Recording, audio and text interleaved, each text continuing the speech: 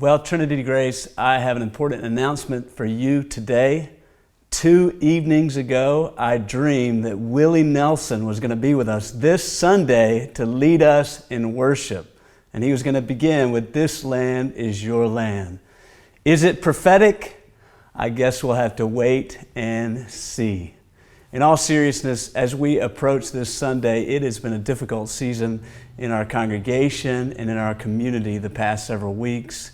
In fact, on December 20th, our Governor, Bill Lee, gathered on a Sunday evening to urge all Tennesseans to help stop the spread of coronavirus and specifically urge churches to utilize virtual or online services for the next month.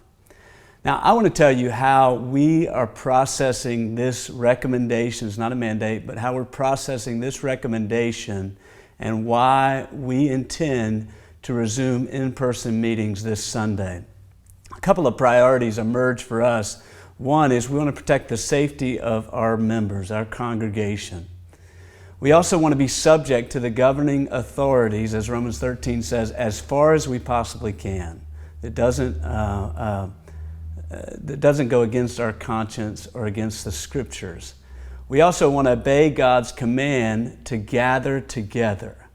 Gathering together is at the very essence of what a church is as the called out people, and it's in gathering together that we experience in its fullest way on this earth the blessing of God through preaching, through singing, through prayer, and through fellowship. So taking all these priorities into consideration, we intend and we've decided to resume in-person meetings this Sunday, January 3rd.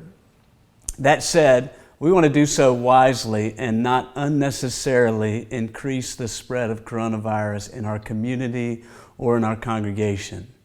And so we're humbly asking each person to observe 5 core actions these next season. One is observe physical distancing before and after the meeting. I think inside the meeting is pretty safe, but before and after we want to be wise in how we interact, especially inside. We want to wear face coverings inside. We want to wash hands often and as needed. We want to clean all surfaces, which we'll continue to do. Our deacons will continue to do before and after the meeting. And we want to stay home if we're sick or if we're vulnerable. Now, I realize there's many different opinions on all of this, whether a church should meet right now or not.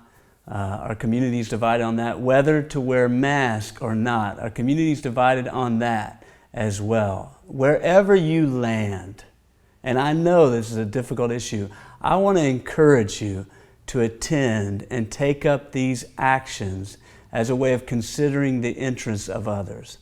I believe in so doing, we can continue to gather in this season and strengthen and maintain the unity of the Spirit and the bond of peace.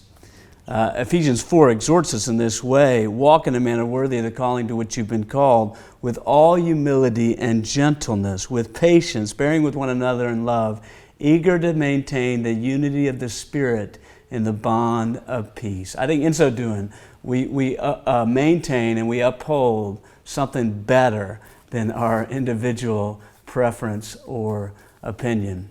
Nevertheless, you may choose to stay home for whatever reason, and I believe you can do so. You can stay home in effort to glorify God and protect yourself, and I think that decision will honor the Lord and bring a blessing to our community. And most importantly, we have something better to celebrate this morning Sunday morning than Willie Nelson being there. We get to celebrate the glory of God that's been revealed in Jesus Christ. And as you know, we have Taylor Hollingsworth coming to preach to us, and we have TK leading worship. I'd rather have TK than Willie any day. So thank you so much. The blog below this video kind of has more details, but I wanted you to hear it from my voice, and I hope you hear my heart in this matter. Thank you. Love you guys.